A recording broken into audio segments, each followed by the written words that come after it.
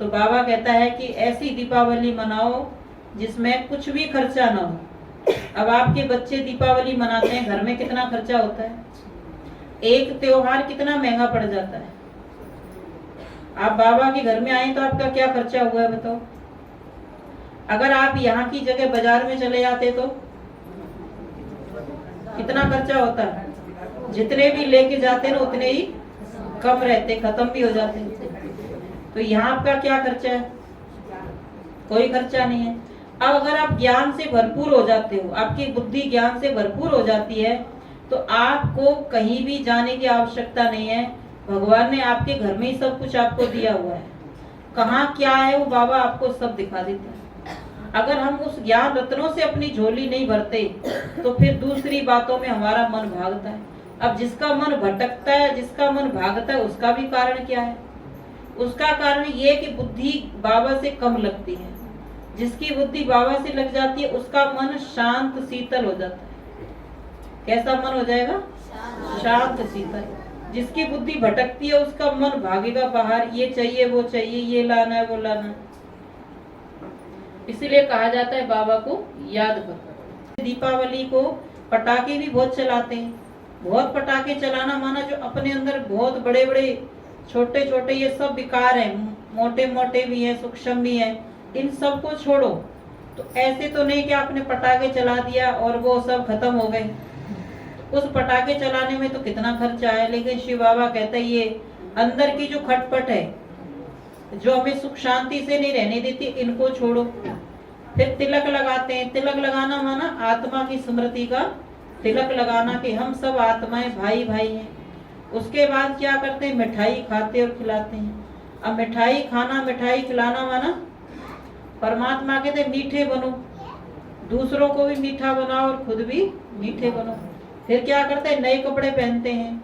नए कपड़े का मतलब शिव बाबा कहते हैं अब नई दुनिया में जाना है आपको, जहाँ आत्मा भी सुंदर होगी और शरीर भी, ये शरीर रूपी कपड़ा भी कैसा होगा, नया होगा, कंचन जैसी काया होगी। उसके बाद हम क्या करते हैं, स्नेह मिलन करते हैं, आपस में मिलते हैं, एक दूसरे के गले लगते हैं। तो वो स्नेह मिलन क्या है, परमात्मा से हम क्या करें, स्नेह मिलन करें, आपस में प्रेम प्यार से रहें।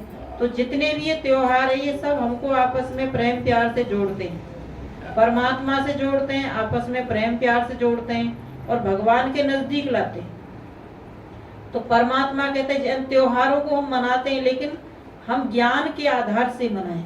जब ज्ञान के आधार से त्योहार मनाते हैं तो अर्थ सहित मनाते हैं, तो हमारे घर में भी सुख शांति आती है, मन में भी सुख शांति आती है, परिवार में भी आती है, और वो वाइब्रेशन सारे समाज में, सारे विश्व में जाते हैं। तो हमें टेम्परेरी दीपावली नहीं मनानी है, 2-4 दिन की दीपावली नहीं मनानी। हमारी हमेशा खुशियां ही खुशियां हैं, हमेशा हमारे अंदर रोशनी ही रोशनी है। वो एक दिन की रोशनी करते हैं, और यहाँ शिव बाबा ने ज्ञान क्या है, रोशनी है। इस ज्ञान से हमारे अंदर क्या आती है, रोशनी आ जाती है। आत्मा हमेशा जगी हुई ज्योति रहती है, तो वो ज्योति जलाएंगे, लड़ियां जलाएंगे, 2-4 दिन जला के बंद कर देंगे, लेकिन आत्मा रूपी ज्योति हमेशा क्या है, जगी हुई है। तो कैसे त्योहार मनाएंगे, त्योहारों में भी सब में नंबरवार है। तो पहले छोटी दीपावली माना हम खुद जगे, अपनी आत्मा की ज्योति जलाएं। उससे पहले क्या मनाया, धनतेरस माना पहले हमने सब शिव बाबा को अर्पण कर दिया, शिव बाबा ये सब कुछ तेरा है। फिर कहते नया कुछ खरीदते हैं, नया खरीदना माना नए स्वभाव संस्कार धारण करना। उसके बाद छोटी दीपावली माना हमने भगवान को पहचान लिया। फिर उसके बाद बड़ी दीपावली आई, माना हमने भगवान से जो ज्ञान सुना वो अनेक आत्माओं को सुनाया। तो बहुत सारी आत्माएं की ज्योति जग गई। तो उसके बाद फिर क्या हुआ, गोवर्धन।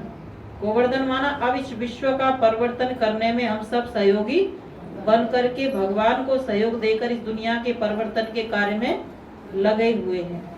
और फिर क्या बन जाएंगे हम, फिर भैया दूज माना हम सब आत्माएं भाई भाई। फिर वो संबंध पक्का हो गया, हम आत्माएं भाई भाई हैं, परमात्मा की संतान है, ये संबंध पक्का हो गया। फिर हमने क्या प्रतिज्ञा की, मेरा तो एक शिव बाबा दूसरा ना कोई।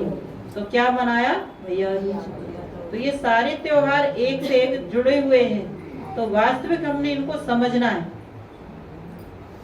ओम शांति।